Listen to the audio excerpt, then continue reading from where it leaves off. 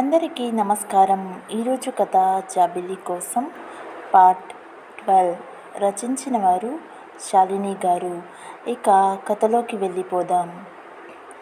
గుడి నుంచి ఫ్లాట్కి వచ్చిన కార్తీక్ని చూసిన కిషోర్ ఏంటి బావా ఇంత లేట్, ఎక్కడికి వెళ్ళావు అంటూ కాఫీ కప్ ఇచ్చాడు కార్తీక్కి. కార్తీక్, మీ అను అక్కతో కలిసి గుడికి వెళ్ళాను బామ్మర్ది. కిషోర్, బావా ఇప్పుడు నిజం చెప్పు, మా అనుతో వెళ్ళావా, అను వెనుక వెళ్ళావా? కార్తీక్, నీతో ఇదేరా వచ్చింది, ఇలాంటి విషయాలు టక్కున పట్టేస్తావు. నీ డౌట్ కరెక్ట్, మీ అక్క వెనుకే వెళ్ళాను. కిషోర్, అను గుడికి వెళ్తుందని నీకెలా తెలుసు? కిషోర్, అంటే 4 రోజుల నుంచి రోజు మీ అనుని ఫాలో అవుతున్నా. కిషోర్, అమ్మ బావా, నువ్వు గెలిచే పందెంలో నన్ను ఓడించి నువ్వు మాత్రం మా అక్కతో గుళ్ళు గోపురాలు తిరుగుతావా? కార్తీక్, రేయ్ బెట్ వేసింది నువ్వు, నన్నంటావేంటి? కావాలంటే ఈసారి నువ్వే బెట్ వేయి, గెలిచి చూపిస్తాను. అయినా ముందు వెళ్ళి వంట చెయ్యి, ఆకలేస్తుంది అంటూ తన రూంలోకి వెళ్ళిపోయాడు కార్తీక్. కిషోర్, సరే, ఈసారి బాగా ఆలోచించి నువ్వు ఓడిపోయే పందెం వేస్తాను చూడు. ఇప్పుడు మాత్రం వంట చేయాలి. ఏం చేస్తాం? ఆ రోజు డిన్నర్ చేసి నిద్రపోవడానికి ఎవరి రూమ్స్లోకి వాళ్ళు వెళ్తారు. కిషోర్ రోజులానే ఫోన్ మాట్లాడుతూ ఉంటాడు. కార్తీక్కి మాత్రం ఆ రోజు చూసిన అనుమోహం, తనని చూసిన చూపు మాత్రమే కనిపిస్తుంది. ఈరోజు నీ కళ్ళలో కనిపించిన వెలుగు ఎప్పటికీ నీతో ఉండాలి. నెమ్మదిగా తన గదిలోని జాబిల్ని చూస్తూ నిద్రలోకి జారుకున్నాడు కార్తీక్. తర్వాత రోజు ఉదయం. కిషోర్, ఏంటి బావా, ఈరోజు కూడా ఏదైనా స్పెషల్ ఉందా? తొందరగా రెడీ అయ్యావు, ఎక్కడికి వెళ్తున్నావు? కార్తీక్ అడిగేశాడు వెధవ. నిన్న రాత్రి నువ్వు వండిన గడ్డి తిన్న తర్వాత హెల్త్ తేడాగా ఉంది, అందుకే హాస్పిటల్కి వెళ్తున్నా. కిషోర్, అయ్యో నిజమా బావా? కార్తీక్, చీ వెధవ, బయటికి వెళ్ళేటప్పుడు ఎక్కడికి అని అడగకూడదని తెలియదురా వేస్ట్ ఫెలో, అందుకే అలా చెప్పాను. కిషోర్, ఓస్ అంతేనా? నిజంగా నీ హెల్త్ పాడైందేమో అనుకుని చాలా కంగారు పడ్డాను. కార్తీక్, నీకెందుకురా అంత కంగారు? కిషోర్, నా చేతి వంట తిని నువ్వు బాగానే ఉన్నావు కదా, అందుకే ఈరోజు ఆఫీస్లో అందరికీ నా చేతి వంట తినిపిద్దామని. కార్తీక్, వద్దురా బాబు, అందరికీ ఏమైనా అయితే ఎలా? వాళ్ళ సంగతి ఎలా ఉన్నా నాకు మాత్రం వద్దురా. కిషోర్, అదేంటి బావా అంత మాట అనేసావు? కార్తీక్, ఒరేయ్ నీ గురించి కాదురా, ఈరోజు అను చేతి వంట తిందామని. కిషోర్, అమ్మ బావా ఎంత ప్లాన్ వేశావు? కార్తీక్, కానీ నాకు నీ హెల్ప్ కావాలరా. కిషోర్, దొరికావు, నాకేంటి చెప్పు. కార్తీక్, నిన్న నువ్వు ఓడిపోయిన కారు ఇచ్చాను కదా, మళ్ళీ ఇప్పుడు నాకేంటి అని అడుగుతావా దుర్మార్గుడా? సరే, నువ్వు 4 రోజులు వంట చేయక్కర్లేదు, సరేనా? కిషోర్, థ్యాంక్స్ బావా, బతికించావు. ఇప్పుడు చెప్పు ఏం హెల్ప్ కావాలో. కార్తీక్ మనసులో, నీ వంట తినే బాధ ఇలా తప్పించుకున్నా, ఇప్పుడు కాదు ఆఫీస్లో చెప్తాను. కిషోర్, అది సరే కానీ బావా, ఇంతకీ అనుకి వంట వచ్చా? కార్తీక్, అంత మాట అనేసావేంటిరా మీ అక్కని? మీ అక్క చేతితో చేసిన గుత్తి వంకాయ, దొండకాయ, పకోడీ కర్రీ, టమాటో రసం, స్పెషల్ బిర్యానీ తిన్నావంటే జీవితాంతం ఆ ఫుడ్ కోసం మీ అక్క కాళ్ళ దగ్గర పడి ఉంటావు కుక్కలా. కిషోర్, అంటే నేను కుక్కనా? కార్తీక్, అయ్యో నువ్వలా ఫీల్ అవ్వకు, కుక్క వింటే ఫీల్ అవుతుంది. కిషోర్, బావా. కార్తీక్ పారిపోతూ, తొందరగా వచ్చేయరా ఆఫీస్కి, నేను వెళ్తున్నా, బాయ్. కిషోర్, ఆఫీస్లో చెప్తాను బావా నీ సంగతి. కార్తీక్ నేరుగా అమ్మవారి గుడికి వెళ్తాడు. కార్తీక్, అమ్మ తల్లి, అనుని సంతోషంగా చూడాలి అనుకుంటున్నా, నాకసలు తన మనసులో బాధ తెలియడం లేదు, ఎలా తెలుసుకోవాలో కూడా అర్థం కావడం లేదు. అను పద్ధతి కూడా మార్చుకున్నదా అనిపిస్తుంది. నేను తనలో ఏం చూసి ప్రేమించాను, ఆ అను అలానే ఉందా లేదా నాకు తెలియడం లేదు, కానీ తన మీద నా ప్రేమ దాచలేకపోతున్నాను. నాకు సహాయం చేయి తల్లి అంటూ కళ్ళు తెరిచాడు. ఎదురుగా శాస్త్రి గారు కనిపిస్తారు. శాస్త్రి గారు: ఏం బాబు, నిన్న నువ్వు అనుతో వచ్చావు కదా? కార్తీక్: అవునండి, నా పేరు కార్తీక్. శాస్త్రి గారు: "ఆ, నిన్న చెప్పావు కదా." కార్తీక్: అంకుల్, మీకు అను ఎన్నాళ్ళుగా తెలుసు? శాస్త్రి గారు: 4-5 సంవత్సరాల నుంచి తెలుసు బాబు. కార్తీక్ మనసులో: 4 సంవత్సరాల నుండి అంటే అను గురించి ఏమైనా తెలిసి ఉంటుందా? శాస్త్రి గారు: ఏమైంది బాబు, ఏదో ఆలోచిస్తున్నావు? కార్తీక్: మిమ్మల్ని ఒక విషయం అడగాలి, అడుగుదామా వద్దా అని ఆలోచిస్తున్నాను. శాస్త్రి గారు: పర్లేదు, అడుగు బాబు. కార్తీక్: నిన్న అనుతో శ్రావణి తన జాబ్ అని ఏదో మాట్లాడారు. నేను ఉన్నానని అను మీకు సైగ చేయడంతో మీరు ఆపేశారు. అదేంటో నేను తెలుసుకోవచ్చా? శాస్త్రి గారు మనసులో: నేను అనుకి మాట ఇచ్చాను, కానీ నువ్వు అను జీవితంలో మలుపులా కనిపిస్తున్నావు. నీకు చెప్పడం వల్ల తనకి మంచి జరుగుతుంది అనిపిస్తుంది. కార్తీక్: మిమ్మల్ని ఇబ్బంది పెట్టినట్లు ఉన్నాను, క్షమించండి. శాస్త్రి గారు: లేదు బాబు, చెప్తాను. 4 సంవత్సరాల క్రితం అను హైదరాబాద్కి వచ్చి నెల రోజులవుతుంది. జాబ్లో కూడా జాయిన్ అయింది. ఒకరోజు ఆఫీస్ నుంచి ఇంటికి వెళ్తుంటే ఒక అమ్మాయి కావాలని వెహికల్స్కి ఎదురుగా వెళ్తుంది, సూసైడ్ చేసుకుందామని. ఒక కార్ వచ్చి ఆ అమ్మాయికి డాష్ ఇచ్చి వెళ్ళిపోయింది. ఆ అమ్మాయి తలకి గాయమైంది. అదంతా చూసిన అను ఆ అమ్మాయిని హాస్పిటల్లో జాయిన్ చేసింది. ఆ అమ్మాయి బ్యాగ్ చెక్ చేస్తే దొరికిన ఐడెంటిటీ కార్డ్తో తన పేరు, డీటెయిల్స్ తెలుసుకొని ఇంట్లో వాళ్ళకి ఇన్ఫామ్ చేసింది. వాళ్ళు వచ్చేలోపు బ్లడ్ అవసరమైతే అను బ్లడ్ కూడా ఇచ్చింది. బ్లడ్ ఇచ్చి వచ్చి బయట కూర్చుంది. ఇంతలో తన పేరెంట్స్ వచ్చారు. ఆయనే శాస్త్రి గారు. ఆ అమ్మాయి ఆయన కూతురే, శ్రావణి. డాక్టర్స్ బయటికి వచ్చి ప్రాబ్లం లేదు అని చెప్పిన తర్వాత శాస్త్రి గారు అనుకి ధన్యవాదాలు చెప్తారు. అసలు ఎందుకు ఇలా చేసింది అని శాస్త్రి గారిని అడుగుతుంది అను. శాస్త్రి గారు జరిగింది అంతా చెప్తారు. పేషెంట్కి స్పృహ వచ్చింది అని చెప్పడంతో అందరూ చూడడానికి వెళ్తారు. అను శాస్త్రి గారికి చెప్పి ఇంటికి వెళ్ళిపోతుంది. 2 రోజుల తర్వాత అదే హాస్పిటల్లో అను: ఎలా ఉంది అంకుల్ ఇప్పుడు శ్రావణికి? శాస్త్రి గారు: బాగానే ఉందమ్మా, రేపు డిశ్చార్జ్ చేస్తామన్నారు. అను: హాయ్ శ్రావణి, ఎలా ఉన్నావు? శ్రావణి: బాగానే ఉన్నానక్క, చాలా థ్యాంక్స్ అక్క. నాన్నగారు చెప్పారు, డాక్టర్ కూడా చెప్పారు నువ్వు చేసిన హెల్ప్ గురించి. అను: అది సరే, కానీ ఈసారి కొంచెం పెద్ద వెహికల్ డాష్ ఇచ్చేలా చూసుకో.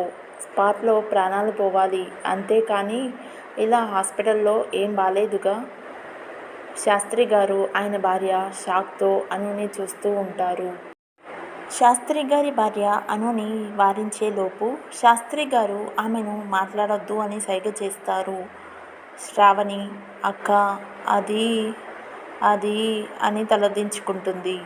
అను: ఓ, నీకు ధైర్యం సరిపోలేదా? ఆల్రెడీ ఒకసారి ట్రై చేశావుగా, ఇంకోసారి ట్రై చేయి, ఈసారి సక్సెస్ అవుతావులే. శ్రావణి మౌనంగా ఉంటుంది. అను: అవును, నువ్వు మళ్ళీ సూసైడ్ ట్రై చేస్తావు, పోతావు, ఓకే. మరి నీ పేరెంట్స్ని ఏ వెహికల్ కిందికి తోసేయమంటావో కూడా నువ్వే చెప్పు. ఇప్పుడు నీకు అనుభవం వచ్చింది కదా, ఏ వెహికల్ ఎలా డాష్ ఇస్తుందో. శ్రావణి: ఏం మాట్లాడుతున్నావు? మా పేరెంట్స్ని ఎందుకు చంపుతావు? అను: ఒక చిన్న కష్టం రాగానే చనిపోదాం అనుకున్నావు. సరే, నీ బాధలో న్యాయం ఉంది అనుకుందాం. మరి ఎన్నో కష్టాలు భరించి నీకోసం బతుకుతున్న మీ పేరెంట్స్ నువ్వు లేకపోతే చనిపోవడం కూడా న్యాయమే కదా. ప్రపంచంలో ఏ కష్టమైనా సరే, సంతోషమైనా సరే తల్లిదండ్రుల కన్నా ఎక్కువ కాదు. నీకు కష్టం వస్తే అది నీతో ఎంతకాలం ఉంటుందో తెలియదు, కానీ నీ పేరెంట్స్ వాళ్ళ జీవితాంతం నీతో ఉంటారు. నీకు సంతోషం వస్తే వాళ్ళు లేకపోయినా నువ్వు జీవితాంతం అలా సంతోషంగా ఉండాలని కోరుకుంటారు. అలాంటి పేరెంట్స్ని ఇలా వదిలి వెళ్ళిపోవాలనుకోవడం కరెక్ట్ కాదు. సరే, ఇంజనీరింగ్లో నీకు ఫ్రీ సీట్ రాలేదు. మీ నాన్నగారికి డొనేషన్ కట్టి చదివించే స్తోమత లేదు. అందుకు నువ్వు చావాలి అనుకున్నావు. ఏ నెక్స్ట్ ఇయర్ ఇంకా కష్టపడి చదివి ఫ్రీ సీట్ తెచ్చుకోలేవా? ఈ 1 ఇయర్లో నీ చదువుకి ఉపయోగపడే కోర్స్ చేసుకోవచ్చు కదా. అదంతా కాదు, నాకు సీట్ కావాలి, నేను ఇంజనీరింగ్ చేసేయాలి అంటే ఇప్పుడు వచ్చిన ఈ ప్రాబ్లంని ఫేస్ చేయలేక చనిపోదామనుకున్న నువ్వు రేపు ఫ్యూచర్లో ఇంకో ప్రాబ్లం వస్తే అప్పుడు ఏం చేస్తావు? అప్పుడు కూడా చస్తావా? అన్నిసార్లు ప్రాబ్లంకి భయపడి బ్రతికే బ్రతుకుకి విలువ ఉండదు. ప్రాబ్లంకి ఎదురు నిలబడి ఓడిపోయినా సరే లైఫ్కి వాల్యూ ఉంటుంది. నీ లైఫ్కి వాల్యూ ఉండాలని నువ్వు అనుకుంటే ఇంకెప్పుడు ఇలాంటి పనులు చేయకు. నువ్వు చస్తే పోయేది నీ ఒక్క ప్రాణం మాత్రం కాదు, నీ పేరెంట్స్ ప్రాణాలు కూడా నీతోనే.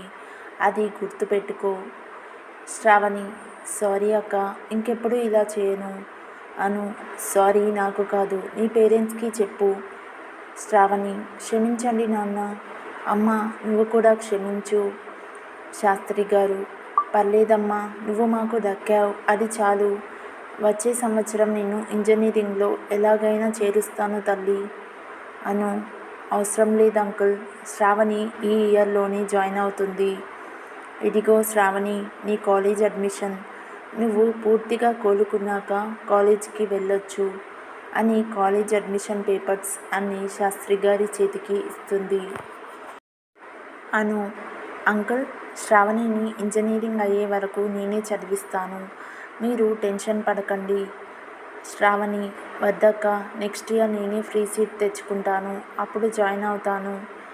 అను: పర్లేదు బంగారం, నువ్వు నన్ను అక్క అన్నావు కదా, మరి నా చెల్లిని నేను చదివించకూడదా?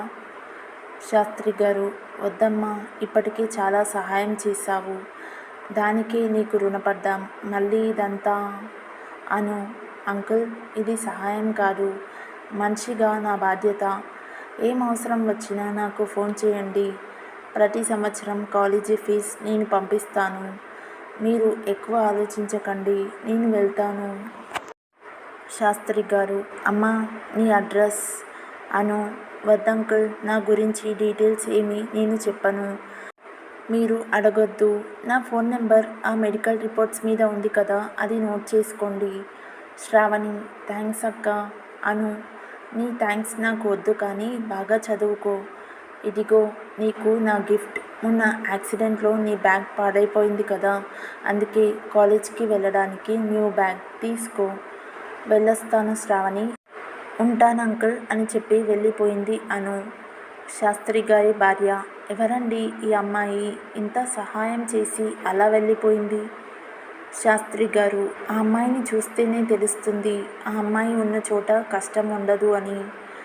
కానీ నేను నేర్చుకున్న శాస్త్రం చెబుతుంది, ఆ అమ్మాయి బాధలను దాటుకుంటూ కష్టానికి ఎదురు వెళ్ళబోతుంది అని. శాస్త్రి గారు: అలా అను ఇచ్చిన ధైర్యంతో నా కూతురు ఇప్పుడు ఇంజనీరింగ్ పూర్తి చేయకముందే ఉద్యోగం తెచ్చుకుంది. ఇప్పటి వరకు నా కూతురి బాధ్యత అనునే తీసుకుంది. ఆ రోజు అను లేకపోతే ఈరోజు నా కుటుంబం ఉండేది కాదు.